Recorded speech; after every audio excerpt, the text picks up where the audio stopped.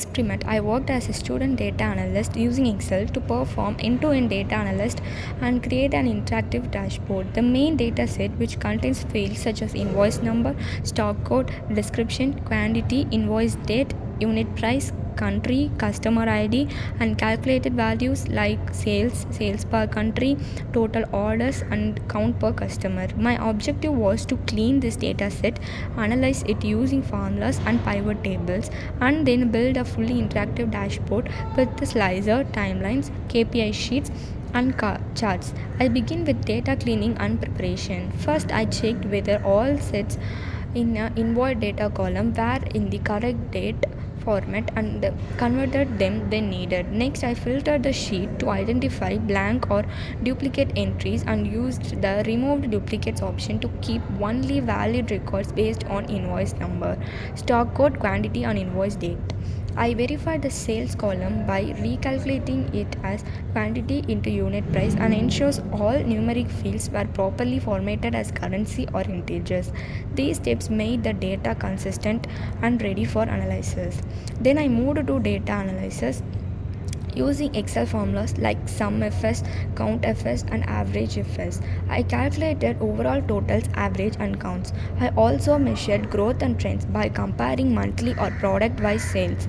To specify analysis, I created pivot table on a separate sheet. The pivot table summarized the data by product, country, and data. For examples, rows displayed description or country, while invoice date was grouped by month or year, and the values area contained a sum of sales and count of invoice number. This setup made it easy to view total sales per product and monitor how performance changed over time. Next, I used these pivot table to design interactive charts, which I placed on the sheets named pivot chart or chart. I used bar charts to compare total sales between countries or products, line charts to display sales trends across months, and pie or combo charts to visualize category contributes. Because the charts were linked to the pivot table, they updated automatically whenever I applied filters. To make the dashboard interactive, I added slicers and a timeline.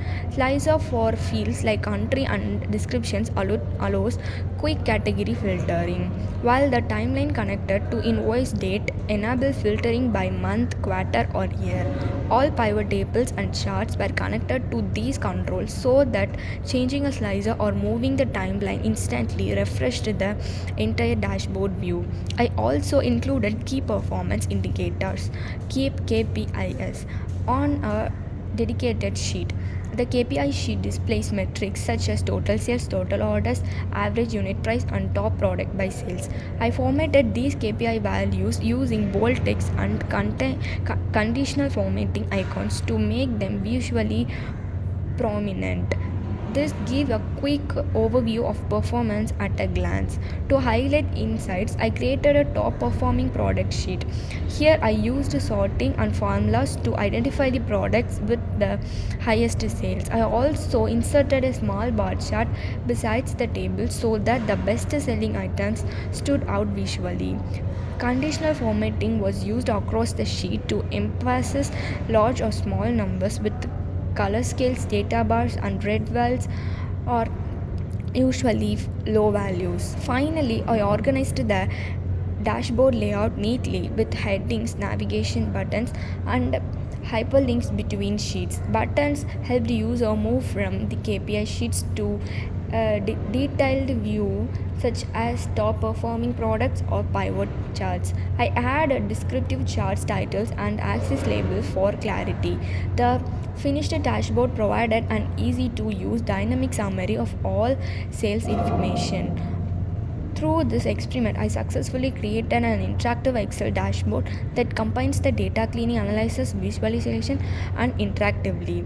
It clearly shows total performance, highlights key product and regions, and allows user to explore the data through slicer and timelines.